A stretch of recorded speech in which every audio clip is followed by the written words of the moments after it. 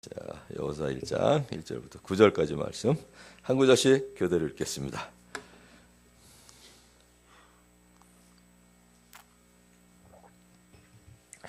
주님의 종 모세가 죽은 뒤에 주님께서 모세를 보좌 하던 눈의 아들 여호수아에게 말씀하셨다. 나의 종 모세가 죽었으니 이제 너는 이스라엘 자손 곧 모든 백성과 함께 일어나 요단강을 건너서 내가 그들에게 주는 땅으로 가거라. 내가 모세에게 말한 대로 너희 발바닥이 닿는 곳은 어디든지 내가 너희에게 주겠다. 광야에서부터 레바논까지 큰 강인 유프라테스 강에서부터 햇사람의 땅을 지나 서쪽의 지중해까지 모두 너희의 영토가 될 것이다. 네가 사는 날 동안 아무도 너의 앞길을 가로막지 못할 것이다. 내가 모세와 함께 하셨던 것과 같이 너와 함께하며 너를 떠나지 아니하며 버리지 아니하겠다. 굳세고 용감하여라. 내가 이 백성의 조상에게 주기로 맹세한 땅을 이 백성에게 유산으로 물려줄 사람이 바로 너다. 오직 너는 크게 용기를 내어 나의 종 모세가 너에게 지시한 모든 율법을 다 지키고 오른쪽으로나 왼쪽으로 치우치지 않도록 하여라. 그러면 네가 어디를 가든지 성공할 것이다. 이 율법책의 말씀을 늘 읽고 밤낮으로 그것을 공부하여 이 율법책에 씌어진 대로 모든 것을 성심껏 실천하여라. 그리하면 네가 가는 길이 순조로울 것이며 네가 성공할 것이다. 같이 읽습니다. 내가 너에게 굳세고 용감하라고 명하지 않았느냐. 너는 두려워하거나 낙담하지 말아라. 네가 어디로 가든지 너의 주 나 하나님이 함께 있겠다. 아멘. 여호수아에게 이제 1장 1절부터 9절까지 말씀해 주신 대로 여호수아 전체는 하나님의 약속이 이루어지는 그러한 장면을 이제 우리에게 보여줍니다. 자, 다 기억하시죠? 어디까지 가든지 한번 해보겠습니다. 창세기부터 전부 요약하고 계시죠? 그래서 여러분들이 창세기부터 제가 요약해드린 거 쭉 갖고 계시면 대개 창세기부터 말라기까지 어떤 내용인지 이렇게 뭐라 그럴까요? 좀 이렇게 꿰어서 여러분들이 기억할 수가 있습니다. 자, 창세기 1장부터 11장까지 뭐였죠? 창조, 타락, 홍수, 바벨탑. 12장부터 50장까지는 아이아요, 아브라함, 이삭, 야곱, 요셉. 자, 그냥 외우지 마시고요. 외우지 마시고 제가 이제 전체적인 걸 알려드렸으니까 출애굽기는 우리의 구원받은 거, 그리고 이제 구원받은 자가 어떻게 살아야 되고 또 어떤 약속이 있는지, 그래서 그거를 칭의, 성화, 영화 이렇게 해드렸죠. 그렇게 연관해서 외우시면 좋아요. 그래서 출애굽기는 출애굽, 율법, 성막. 자, 레위기는 5제사하고 7절기인데 이거 다 외우기 어렵죠. 그래서 하나님께 이제 드리는 삶인데 7절기 중에 적어도 3절기에는 하나님께 드리는 삶을 살아야 된다. 그래서 삼위일체 하나님과 연관해서 첫째, 유월절, 오순절, 초막절 이 3가지죠. 그 다음에 이제 민수기는 60만 명이 나왔다가 40년 방황하는 동안에 다 죽고 이제 새 세대가 들어가죠. 그래서 옛세대, 방황세대, 새세대. 신명기는 과거, 현재, 미래에 대한 모세의 연설이죠. 자, 근데 갈수록 이제 입이 안 움직이시네. 자, 다음 이제 여호수아로 들어가겠습니다. 여호수아서는 간단해요. 이렇게 외우시면 돼요. 약속대로 약속의 땅에 들어가요. 그 다음에 정복하죠. 차지해요. 그 다음에 분배합니다. 그래서 여러분들에게 나눠드린 것처럼 그렇게 외우시면 돼요. 들어감, 정복함, 분배함. 이렇게 3가지로. 그래도 좋고 분배함 그래도 좋고 차지함 이래도 좋고요. 제가 여러분들에게 말씀드린 거는 이제 들어감, 정복함, 차지함 이렇게 보시면 됩니다. 자, 일찍이 주님께서 아브라함에게 말씀하셨습니다. 창세기 12장이죠. 너는 네가 살고 있는 땅과 네가 난 곳과 너의 아버지의 집을 떠나서 내가 보여주는 땅으로 가거라. 내가 너로 큰 민족이 되게 하고 너에게 복을 주어서 네가 크게 이름을 떨치게 하겠다. 너는 복의 근원이 될 것이다. 너를 축복하는 사람에게는 내가 복을 베풀고 너를 저주하는 사람에게는 내가 저주를 내릴 것이다. 땅에 사는 모든 민족이 너로 말미암아 복을 받을 것이다. 이 하나님의 약속대로 하나님의 택하심을 받은 이스라엘 백성은 모세에 의하여 노예 생활로부터 벗어났습니다. 이제 여호수아에 의하여 약속된 땅으로 인도되어 들어가게 되었습니다. 여호수아의 핵심입니다. 여호수아서는 아브라함과의 약속을 신실하게 지키시는 하나님을 증거하는 책입니다. 하나님의 성실하심 가운데 이스라엘 백성들은 적을 물리쳤을 뿐만 아니라 가나안 복지에 정착하게 되었습니다. 모세는 이미 세상을 떠났지만 하나님의 백성들의 진군은 계속되어야 했습니다. 여호수아는 이제 하나님의 종으로 불렸으며 하나님께서는 그에게 명령을 하셨고 그를 통하여 하나님의 뜻을 이루셨습니다. 하나님께서는 이제 우리들을 동일하게 십자가 군병으로 삼기를 원하십니다. 예수님께서는 우리들에게 그러므로 너희는 가서 모든 민족으로 제자를 삼으라는 지상 사명을 주셨습니다. 그리고 우리를 통하여 하나님의 뜻을 이루기 원하십니다. 이 명령은 하늘과 땅의 모든 권세를 가지신 예수님께서 우리에게 명하셨고 또 세상 끝날까지 예수님께서 우리와 함께 계실 것을 약속하신 가운데 주신 명령입니다. 자, 첫 번째 이제 보겠습니다. 약속의 땅을 들어갑니다. 하나님께 택함을 받은 백성, 노예 생활에서 벗어나서 이제 모세를 따라 나왔습니다. 모세는 이미 세상을 떠났지만 행군은 계속되어야 했습니다. 하나님께서는 여호수아에게 명령하셨습니다. 너는 이 모든 백성으로 더불어 일어나 이 요단을 건너 내가 그들 곧 이스라엘 자손에게 주는 땅으로 가라. 믿음의 거장 모세가 죽은 이후에 여호수아에게 하나님께서 이 명령을 주셨을 때, 또 이 약속을 주셨을 때 여호수아에게 얼마나 힘이 되었겠어요. 이제 이스라엘 백성들은 다시 여호수아의 지도 아래 인도하에 약속된 땅을 향해서 진군해야 했습니다.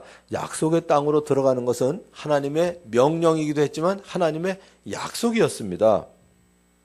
하나님은 여호수아를 사용하시려고 오랜 기간을 준비시킨 것처럼 지금까지 우리를 여러 모양으로 준비시켜 주셨습니다.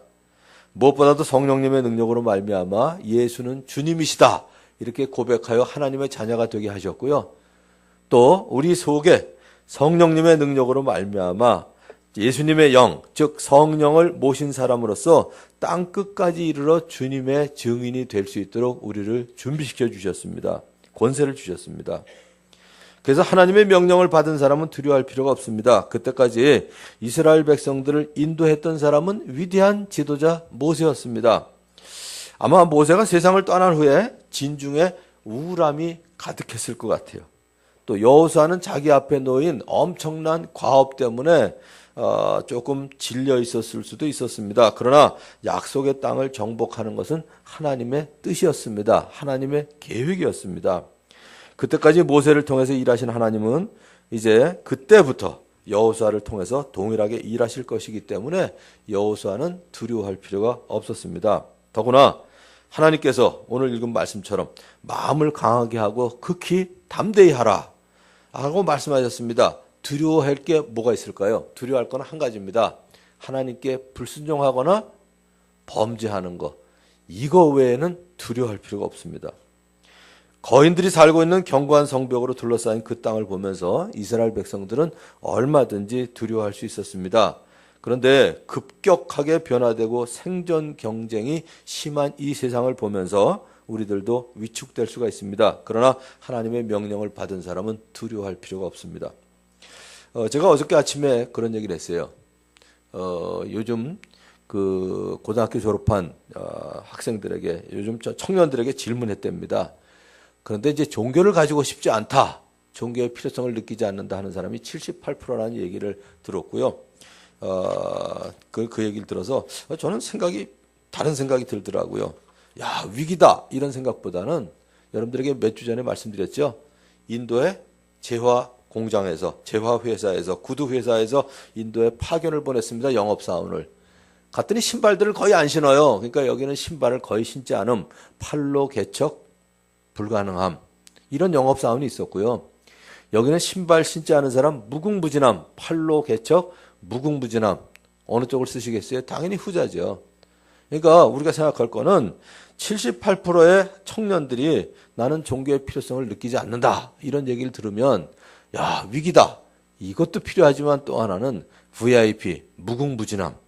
여러분들은 꼭 그 믿음을 가지시고 꼭 그들을 주님 앞으로 인도하고자 하는 다짐을 꼭 마음속에 가지시기를 주님의 이름으로 축원합니다. 그래야죠. 그 다음에 요즘 제가 생각이 바뀌었어요. 수능에 대해서. 참, 홍역 같은 수능 그랬는데, 이 크리스찬들이 세상 살기가 녹록질 않잖아요. 그러니까 이 수능이라는 관문을 통해서 조금 더 연단되는 과정으로 밟으면 참 좋겠다 이 생각이 들더라고요. 그래서 한국 사람들은 어디 가나 살아남는 중요한 이유 중에 원인 중에 하나가 이 수능을 치러서 그런 것 같아요. 수능을 치렀는데 뭔 못 치르랴 이 마음 가지고. 이 아주 좋지 않은 농담인데 어떤 사람이 어려운 일이 있을 때마다 자기 지갑에 넣어둔 와이프 사진을 꼭 본다 그러더라고요. 왜 보는지 아세요? 이 여자도 내가 견뎠는데 그러고서 뭐 이긴다 그러는데 이건 농담이에요. 잘못된 농담인데 수능을 생각하면 수능을 겪은 우리 민족은요. 우리 청년은 어디 가서도 이겨낼 것 같아요. 세상에 그런 얘기 있잖아요. 전쟁을 겪은 민족은 이겨낼 때 도리가 없답니다. 그래서 6.25 동란을 겪은 한국 사람이 세고요. 미국에 가면 한국 사람이 더 밀리는 게 있어요. 누구한테 밀리냐 하면 그 이후에 전쟁을 겪은 월남 사람들, 베트남 사람들한테 못 견딘답니다.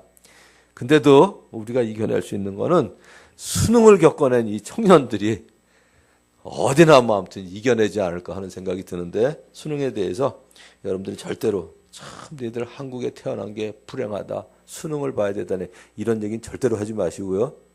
수능을 봤기 때문에 이 민족이 이만큼 강해졌다. 이런 생각을 가지시면 괜찮을 거다 하는 생각이 듭니다.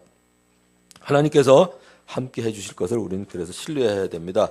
40년 전 홍해를 가르신 하나님은 다시 요단강 물을 갈라지게 하셨습니다. 이스라엘 백성들은 레위 사람 제사장들의 인도를 따라 이동하게 되었습니다. 언약궤를 맨 제사장들이 백성 앞에 나아갔습니다. 그 궤를 맨 사람들이 요단강까지 왔을 때는 마치 추수기간이어서 제방까지 물이 가득 차올랐습니다. 그런데 그 궤를 맨 제사장들의 발이 요단 물가에 닿았을 때 위에서부터 흐르던 물이 멈췄습니다. 온 백성이 모두 요단강을 건널 때까지 주님의 언약궤를 맨 제사장들은 요단강 가운데 마른 땅 위에 튼튼하게 서 있었습니다. 진짜 멋있는 사람들이에요. 전 이 장면이 참 저에게 아주 감동적이었어요. 만일에 내가 언약궤를 메고 앞에 갔다면 처음엔 그랬을 것 같아요. 백성들 좀 가게 하고 그 이후에 이제 언약궤를 맨 사람이 따랐으면 하는 생각이 들었겠지만 아무튼 제일 먼저 가라고 그러면 그래서 제 마음은 그랬을 것 같아요. 제방뚝까지 물이 이렇게 차올라 있습니다. 그럼 그 사이를 얼른 건너가서 저쪽 언덕에 가서 빨리 건너와 이러고 싶지 않았을까요? 근데 안 그러더라고요. 이 언약궤를 맨 제사장들이 요단강 가운데 딱 튼튼하게 서 있습니다. 그리고 백성들 보고 얼른 지나가라고요. 얼른 지나가라고. 진짜 멋있는 리더십 같아요. 이 백성들이 다 지나갈 때까지 가운데 튼튼하게 서 있다가 온 백성이 모두 요단강을 건넜을 때 그 주님께서 백성들 가운데 각 지파마다 한 사람씩 12사람을 뽑아서 요단강 가운데서 돌 12개를 가져다가 그들의 머물 곳에 두고 기념물을 삼도록 하였습니다. 그 기념물은 무슨 역할을 할까요? 그들로 하여금 요단강 물을 끊으신 하나님의 능력과 그 땅으로 인도하신 하나님의 능력과 신실하심을 기억하게 하기 위함이었습니다. 하나님께서는 바로 우리들을 동일하게 십자가 군병으로 삼기를 원하십니다. 하나님은 오늘도 우리에게 동일하게 약속해 주십니다. 볼지어다 내가 세상 끝날까지 너희와 항상 함께 있을 것이다. 세상 끝날까지 우리와 항상 함께 하실 하나님을 신뢰하시는 우리 성도들이 되시기를 주님의 이름으로 축원합니다. 자, 이제 두 번째는 약속의 땅을 들어갈 뿐만 아니라 이제 정복해야 됩니다. 자, 그런데 여기 재밌는 기사가 있습니다. 하나님은 하나님과 이스라엘 사이의 언약의 보증으로 할례를 행하게 하셨습니다. 이 할례를 행한다는 의미는 하나님만을 의지하고 영적으로 그리고 도덕적으로 구별된 삶을 살겠다는 다짐입니다. 그런데 전쟁 전의 할례는 인간적으로 자살행위나 다름이 없어요. 이 이스라엘 백성들이 알거든요. 여러분들 기억나시죠? 창세기에 나오는 얘기. 야곱의 딸 디나가 세겜 땅에 나가봤죠. 구경삼아. 그런데 거기에 히위 족속 세겜 추장에게 성추행을 당했을 때 야곱의 아들들이 거짓말을 합니다. 사기를 치는 거죠. 너희들이 할례를 다 받으면 남자들은 다 할례를 받으면 그러면 우리 동생, 우리 딸 디나를 주겠다. 이렇게 얘기했을 때 세겜이 디나를 차지하고 싶어서 전체 남자가 아무튼 할례를 받습니다. 여기 수술을 받아보신 분은 알지만 사흘째 되는 날 아침 미치도록 아플 때 가가지고 그냥 그 세겜 땅에 있는 사람들을 다 전멸시켰잖아요. 그 역사를 자기들은 알고 있습니다. 그러니까 전쟁 전에 할례를 행한다는 건 이건 거의 자살행위다. 이걸 알고 있는 거예요. 그럼에도 전쟁 전에 할례를 행하도록 하셨다는 것은 하나님께서 이 전쟁의 대장이 되시겠다는 그런 의미입니다. 그러므로 하나님께서 대장이 되어서 싸우신다는 사실을 믿지 못하면 하나님께 대한 신앙이 없으면 전쟁 전 할례는 불가능한 일입니다. 실제로 여리고성을 엿새 동안 매일 한 바퀴씩 7일째 되는 날은 7바퀴, 그러니까 전부 13바퀴를 돌죠. 13바퀴를 돌고 함성을 울렸을 때 여리고성이 무너졌습니다. 세상에 어떤 것도 소리 질러가지고 무너졌다는 거 보셨어요? 그런 있을 수가 없는 일인데 제사장, 언약궤, 백성들, 나팔 부는 사람 이러한 대열이 견고한 성 주위를 돌 때 그 안에 여리고 성 안에 있는 사람들이 뭐라고 그랬을까요? 아마 쟤들 뭐 하는 거야? 그러고 아마 안에서 웃었을 것 같아요. 난 그 정도가 아니라 이스라엘 백성들도 돌면서 난 그랬을 것 같아요. 이게 뭐 하는 짓이야 이거? 그러지 않았겠어요? 이게 뭐 하는 짓이야? 그러고 그 여리고 성 안에 있는 사람뿐만 아니라 이스라엘 백성들 가운데도 아마 그런 사람도 있었을 거예요. 그러니까 돌래니까 돌긴 도는데, 그러나 하나님의 일은 능이나 힘으로 되지 아니하고 오직 하나님의 신으로 된다는 사실을 분명히 보여주셨습니다. 여리고성이 무너지는 것은 하나님의 계획이었습니다. 하나님의 계획. 하나님의 명령에 순종할 때 우리는 하나님의 능력을 체험할 수 있게 됩니다. 최영기 목사님 자주 얘기하시죠. 70%만 분명하면 순종해라. 그러면 100% 이루어주시는 하나님을 그때 가서 보는 거지, 우리가 100% 확신을 가지고 하는 일 사실 그렇게 많지는 않습니다.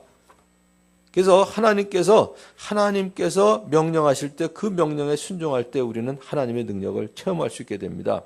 여리고성을 함락시킨 그들, 드디어 가나안 땅 중심부로 들어가는 돌파구를 얻게 되었습니다. 그런데 이스라엘 백성들이 그 두꺼운 여리고성, 그 여리고성에서 성공한 경험으로 인해서 그만 교만해진 것 같아요. 그 다음 이제 아이성을 칠 때는 우리 다 가서 뭐 고생할 거 없이 한 2, 3천 명만 가서 쳐부수고 오자 그러는데 그 작은 아이성 앞에서 무참하게 패했습니다. 그들은 자신들의 힘만 가지고는 아무 일도 이룰 수 없다는 사실을 알았고요. 그때 범죄자가 하나 있었죠. 하나님께서 분명히 얘기하십니다. 너 중에 범죄자가 있다. 주님께서 여호수아에게 말씀하신 대로 유다 지파가 이제 그 중에 뽑혔고요. 제비를 뽑아서 유다 지파 중에서 세라의 가문이 뽑혔고 그 중에 삽디의 집안에서 아간이 뽑혔습니다. 아간이 전리품 가운데서 외투 한 벌과 은 200세겔과 50세겔이 나가는 금덩이 하나를 보고 탐이 나서 자기 장막 안에 땅 속에다가 묻어버렸거든요. 그거를. 그러니까 이제 결국 아간과 그의 가족과 감췄던 모든 것을 돌로 치고 불사른 후에 주님의 진노가 멈췄습니다. 그곳의 이름이 뭐냐면 아간하고 어원이 같아요. 여러분들 찬송 부를 때 많이 부르시죠? 아골 골짝 빈들에도 복음 들고 찾아가서 그럴 때 그 아골 골짜기가 바로 어디냐면 이 아간이 돌로 맞아 죽은 곳이에요. 그래서 이 어원이 어근이 비슷합니다. 그 후에 기브온 사람들이 마치 먼 곳에서 온 것처럼 여호수아를 속이고 평화조약을 맺자고 또 와요. 좀 이렇게 떨어진 옷을 입고 마른 빵을 가지고 와가지고 먼 데서 왔는데 우리 조약을 맺자 그러는데 여기 참 의문이 하나가 가요.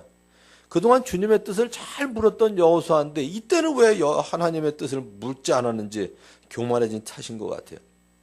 후에 자기들이 기만을 당했다는 걸 알고 났을 때도요. 그때도 내가 궁금해요. 하나. 왜 이럴 때 그러면 저희가 속았는데 하나님 어떡할까요? 그러고 물어봤으면 좋겠는데 하나님한테 묻질 않습니다. 그리고 그들에게 뭐 하냐면 기왕에 약속을 맺었기 때문에 약속을 파기할 수는 없고 당신네들이 그러면 물 깃는 일과 장작 패는 일을 맡아라. 이렇게 했는데 제 생각에는 이스라엘이 굳은 일을 기브온 사람들에게 맡기면서 급속도로 타락할 것으로 생각이 됩니다. 굳은 일, 여러분들 사업하시면서도 한번 보세요. 조금 벌었을 때요. 굳은 일, 그냥 세상 말로 하자면 하나님 앞에서는 뭐 위에 것 아래 것이라는 게 없지만 굳은 일 아랫사람 시키면서 급속도로 타락하고요. 급속도로 사업이 기우는 거 종종 아마 여러분들이 보실 거예요. 제가 목회하면서 제일 조심하는 것 중에 하나, 굳은 일 아무튼 아랫사람들 시키지 않도록 무지하게 조심하는 것 중에 하나입니다. 급속도로 타락이 돼요. 아랫사람들 굳은 일을 시키면서 앉아있는 제 자세부터 달라지는 거 종종 느끼게 됩니다. 아무튼 굳은 일, 글쎄요, 뭐 앞으로 나이를 먹어도 저는 뭐 차 타는 일을 하고 뭐 아무튼 뭐 하는 거 전 사람 시키지 않을 생각인데 그게 급속도로 사람을 타락시키지 않나 하는 생각이 듭니다. 이 굳은 일을 보통 아랫사람이라고 얘기하죠. 맡기면서 급속도로 우리의 삶이 바뀌고 우리의 마음이 바뀝니다. 그리고 그들은 이스라엘에게 결국 옆구리의 가시와 같은 존재가 되었습니다. 하나님께서는 이것조차도 합력하여 선을 이루도록 하셨습니다. 기브온을 나중에 치기 위해서 남쪽의 5왕이 동맹을 하고 올라와요. 야, 이것도 재밌더라고요. 만일 이 사람들이 연합하지 않고 있으면 5나라를 가서 쳐야 되는데 5왕이 딱 동맹을 맺어서 오니까 한 번에 치면 끝나거든요. 그때 하나님께서 뭘 하셨냐면 큰 우박을 퍼부으셔서 우박으로 죽은 자가 이스라엘 자손의 칼에 찔려 죽은 자보다 더 많게 하셨더라고요. 여기서 한 가지 느낀 게 있어요. 5왕이 동맹해가지고 오면 야, 하나씩 붙어도 이길까 말까 하는데 5명이 동맹을 해서 오면 큰일 났다가 아니라 야, 5번 싸울 거 1번 싸우면 되겠구나. 이 믿음 가지고 나가면 되겠더라고요. 이 믿음 가지고. 이때 백성들이 원수를 정복할 때까지 태양이 멈추고 달이 멈춰서도록 역사해 주신 게 바로 이때입니다. 그 다음에 가나안 북방에 있는 왕들도 자기들의 군대를 모두 출동시켜서 그 군인의 수가 마치 바닷가의 모래와 같이 많고 말과 병거도 셀 수 없이 많았다고 했는데 그러나 주님께서 그들을 이스라엘 손에 넘겨주셨기 때문에 이스라엘은 그들을 모두 물찌르고 약속의 땅을 정복하게 되었습니다. 자, 이제 마지막 3번째 차지하게 됩니다. 여호수아가 늙고 나이가 많아졌어요. 아마 100살이 넘었던 것 같아요. 110살에 세상을 떠났으니까 여호수아가. 그런데 정복해야 될 땅이 여전히 많이 남아 있었습니다. 그런데 주님께서 참 희한한 약속을 주세요. 아직 정복하지도 않았는데 내가 이스라엘 자손 앞에서 모두 쫓아낼 테니 너는 오직 내가 너에게 지시한 대로 그 땅을 이스라엘 자손에게 유산으로 나누어 주어라. 야, 이건 진짜 믿음이 아니면 받아들이기 어렵겠더라고요. 아직 정복하지도 않았는데 정복하게 해줄 테니까 유산으로 다 나누어 주라는 거예요. 그리고 주님께서 모세에게 명령하신 대로 제비를 뽑아서 땅을 유산으로 나누어 주었습니다. 그들은 하나님의 약속을 믿고 앞으로 정복해야 될 땅 유산으로 나누어 받았고요. 하나님께서 정해주신 방법대로 제비를 뽑아 유산을 나누어 받았습니다. 약속의 땅을 정탐하고 돌아온 사람 중에 하나님을 굳게 믿고 백성들에게 그 땅으로 들어가자고 한 사람이 있었죠. 2사람 잘 아시죠? 여호수아하고 갈렙입니다. 갈렙. 근데 이 갈렙 그때 나이가 85세입니다. 당시에 갈렙의 나이가 85세인데 그는 모세처럼 멋있게 늙은 사람이었어요. 자, 갈렙이 어떻게 늙었나? 제가 몇 가지만 한번 읽어드릴게요. 여러분들이 나중에 갈렙만 연구하셔도 좋을 것 같아요. 갈렙만 가지고 영적인 사람, 리더십이 어떻게 멋있게 살 수 있는지 한번 책 한번 쓰셔도 좋을 것 같아요. 이런 얘기를 했습니다. 몇 군데만 제가 뽑을게요. 모세가 나를 정탐꾼으로 보낼 때와 같이 나는 오늘도 여전히 건강하며 그때와 마찬가지로 지금도 힘이 넘쳐서. 자, 여호수아하고 갈렙이 갈 때가 몇 살이냐면 40대입니다. 40대. 근데 지금 85살이에요. 자, 지금도 힘이 넘쳐서 할 정도로 첫째 뭐예요? 육체적으로 건강 유지 잘했습니다. 몇 번 말씀드렸죠? 우리가 제자로서 성실하게 따를 수 있으려면 첫째 육체적으로 건강해야 된다. 안 그러면 남 신세져야 돼요. 남에게 의미 있는 삶을 살 수가 없습니다.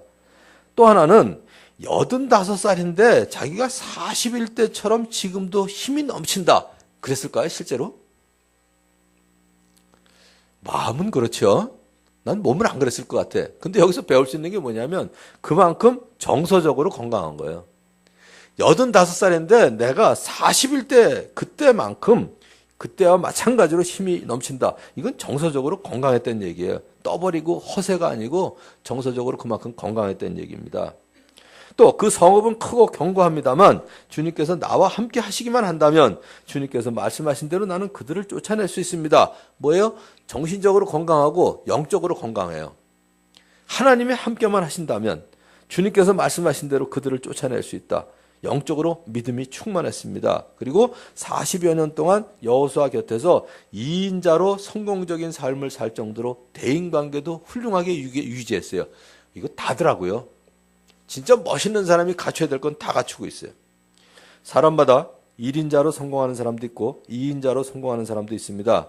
너무 1인자의 삶을 살려다가 실패한 인생을 살지 말고 하나님께서 주신 분깃을 따라서 하나님 앞에 칭찬받는 삶을 추구하시는 여러분 되시기 바라요. 너무 1인자 되려다가 망한 사람이 한둘이 아니에요. 우리 주위에도 봐도. 우리는 2등은 아무것도 기억하지 않는다. 이런 문화 속에서 살아왔습니다. 전쟁터는 말할 것도 없고요. 전쟁터는 2등이 없죠. 승리 아니면 멸망밖에 없는데 이 현대인이 생존 경쟁사회 속에서 1등이 아니면 살아남을 수 없는 경우를 경험할 때가 너무 많이 있습니다. 그 결과 우리 문화는 지나치게 1인자가 되는 것을 추구하는 문화가 되어버렸어요. 그러나 한 사람의 1인자가 나오기까지 그 옆에는 아낌없이 도움을 베푼 사람, 그런 2인자가 있었다는 사실을 우리는 잊지 말아야 됩니다. 어느 경우에도 늘 2인자가 있었어요. 2인자 때문에 1인자가 존재할 수 있었거든요. 그런데 그 2인자를 1인자로 세워놨을 때 1인자의 역할을 못하고 인생을 망치는 경우도 많이 있습니다. 많이 있어요. 그들의 협력이 없이는 1인자가 영광을 차지할 수 없었을 터인데 또한 모든 사람이 또 1등을 할 수 없다는 사실도 기억해야 돼요. 너무 자녀 교육 시키실 때요. 1등에 대해서 얘기하지 않았으면 좋겠어요. 2인자로 성공할 수 있는 사람이 많거든요. 또 어떤 사람은 1인자보다는 2인자로서 훨씬 더 성공적인 삶을 살 수 있다는 사실도 우리는 알아야 됩니다. 제가 담임 목사이면서 이런 얘기하는 게 조금 그렇긴 한데 저는 1인자는 아닌 것 같아요. 2인자가 저한테는 진짜 맞아요. 2인자가. 1인자보다는 2인자가 훨씬 더 저한테는 편하고요. 2인자로서 살 때 저는 훨씬 더 성공적인 삶을 살 수 있다고 분명히 믿습니다. 하나님께서는 이스라엘 백성의 조상에게 주시겠다고 맹세한 모든 땅을 주셨고 사방에 평화를 주셨습니다. 그들의 모든 원수를 그들의 손에 넘기셨습니다. 주님께서 이스라엘 사람에게 약속하신 모든 선한 말씀이 하나도 어긋남 없이 그대로 다 이루어졌습니다. 그런데 여호수아도 사람이더라고요. 뭘까요? 결국 한 번은 세상을 떠나요. 그래서 여호수아도 어김없이 110세의 세상을 떠나면서 고별사를 했습니다. 당신들은 이제 주님을 경외하면서 그를 성실하고 진실하게 섬기십시오. 그리고 여러분은 여러분의 조상이 강 저쪽에 메소포타미아와 이집트에서 섬기던 신들을 버리고 오직 주님만 섬기십시오. 그리고 분명히 선언했어요. 오직 나와 나의 집안은 주님을 섬길 것입니다. 그때 백성들이 여호수아에게 대답했어요. 주님을 저버리고 다른 신들을 섬기는 일은 우리가 절대로 하지 않겠습니다. 우리가 주 우리의 하나님을 섬기며 그분의 말씀을 따르겠습니다. 여호수아와 그 백성들이 했던 고백을 우리도 이 시간에 한번 했으면 좋겠어요. 저 한번 따라 하시고 마치도록 하겠습니다. 오직 나와 나의 집안은 주님을 섬길 것입니다. 이게 바로 여호수아가 했던 고백이에요. 이제 백성들이 했던 고백을 우리가 같이 하기 바랍니다. 우리가 주 우리의 하나님을 섬기며 그분의 말씀을 따르겠습니다. 예, 저와 여러분의 평생 고백이 되기를 바랍니다. 이제 기도하겠습니다. 오늘 말씀 들으시면서 여러분들이 혹시 자백할 것이 생각나면 주님 앞에 회개하시고요. 또 감사할 일, 그리고 새로운 다짐 많이 말고요. 한 가지 다짐을 가지고 꼭 주님 앞에 기도하는 1분 동안 침묵 기도하고 제가 기도하도록 하겠습니다.